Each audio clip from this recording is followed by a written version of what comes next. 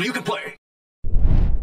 Matthew here from MiniWarGaming.com, and it's time for another video in the series of my first impressions of 7th edition 40k rulebook, and maybe a bit of a review as well. We've already talked about a lot of things so far: shooting phase, psychic phase, self phase, monster creatures, vehicles. Today we're going to talk about army building.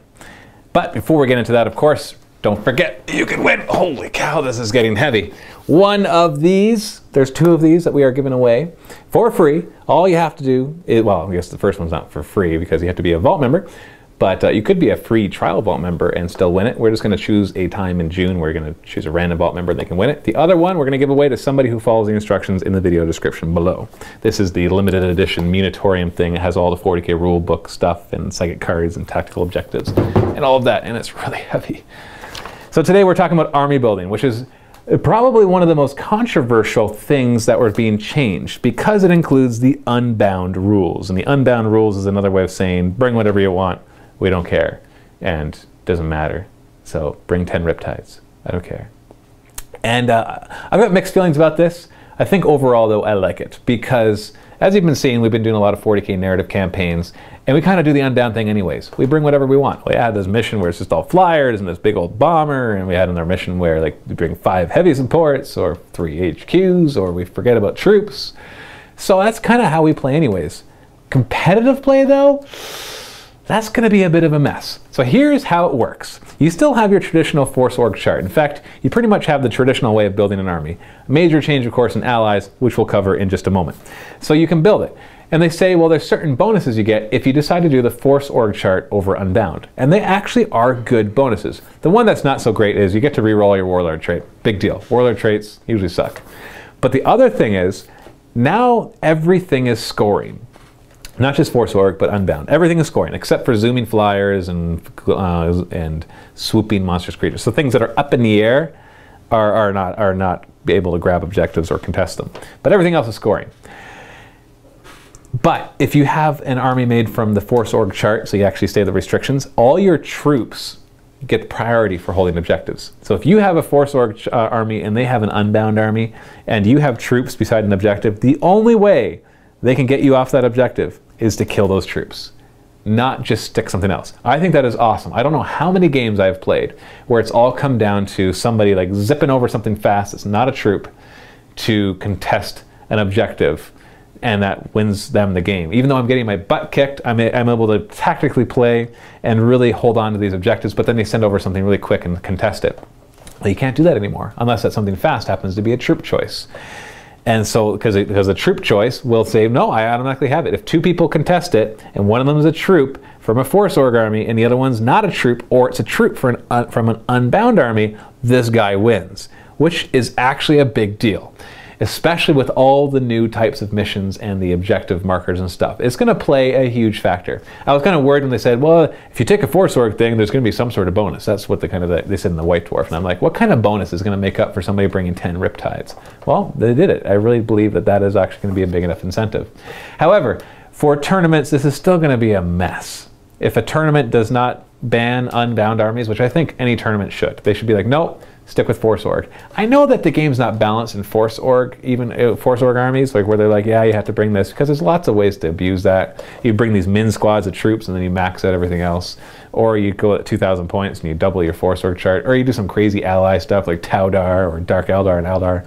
There's some really, really powerful stuff. I'm not saying there aren't super powerful armies in the Force Org thing, but as soon as you go to Unbound, it's going to kind of get ridiculous. You might think, well, no, it'll actually just produce all sorts of different kinds of lists, but they're all going to be dumb. They're not going to be interesting. They're just going to be the 10 Riptide list, or the 15 Defiler list, or the 10 Psychers with Conjuration lists, so they can just like spam tons of demons.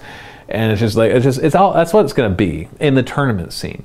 But for friendly play, Unbound is awesome. Now you could have done it anyways, but it's always nice playing the game in the way the rule book says, because it feels more official, rather than saying, you know, we're just going to bring whatever you want. You don't quite feel like if somebody wins, you're like, well, maybe they won because we broke the rules and not because it was actually fair. Well, now you can just say, whatever, it's Unbound. Do whatever you want. And it's totally, totally good. So that's basically, we've changed the Unbound, the Force Org bonuses. Allies have changed. I believe the chart itself has changed a bit. What the big thing that's changed is that the come the apocalypse guys, in other words, you cannot ally with these guys, now you can ally with them. That's right, Tyranids can now ally with everybody, but at a serious disadvantage. Because if you ally with somebody who's come the apocalypse, which is like the worst form, then not only do they treat them as desperate allies, which is if you get within 6 inches, you're likely to actually stop doing anything because you're looking over your shoulder and you're keeping one eye open, or one of your 7 eyes open, or whatever alien race you happen to be. Now you can't even deploy within 12 inches of the other person, of that thing. So if you bring Tyranids and Space Marines, sure, you can do that, but you got to keep them 12 inches apart. Now, in a lot of cases, that might not matter, but you combine that with the fact that you don't want to get within 6 inches of each other, and you don't get to cast psychic powers on each other, and you treat each other as enemies. It really limits the tactics of what you're able to do. Is it enough to really stop people from doing cheese stuff? Of course not. We're going to see all sorts of interesting things now that we can throw in all these other things. But no matter what, Tyranids are not going to get blessings from anybody else because, well, they're going to always be counted as enemy units. They have no battle brothers. Sad. But I think it's cool. I think in order for a game to really succeed, they need to give you as many ways to play it. And so if they say, now you can play however you want, well, how many ways is that? It's like a ton of ways. Now I can bring any models from any collection.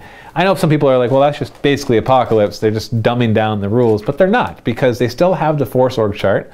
A tournament scene could totally ban Unbound armies. Like, there's easy ways around this. You can say to your buddy, you're not allowed to bring an Unbound army. We're just going to do Force Org.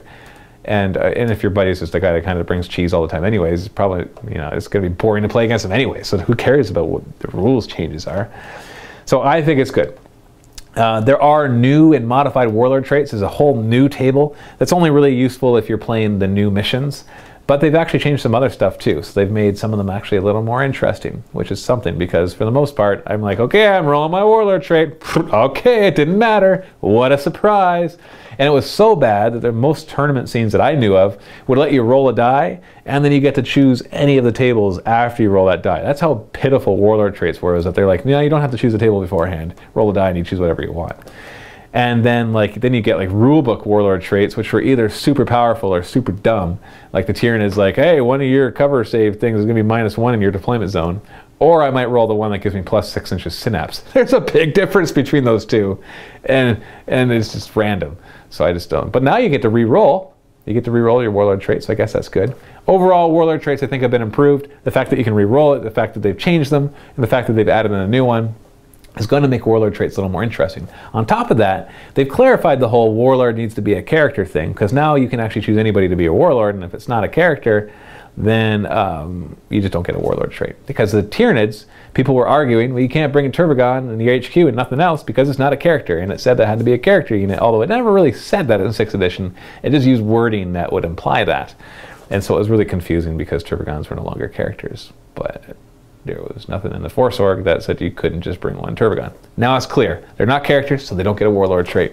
But you can still bring them as your Warlord, if you so desire. So overall, I like the changes.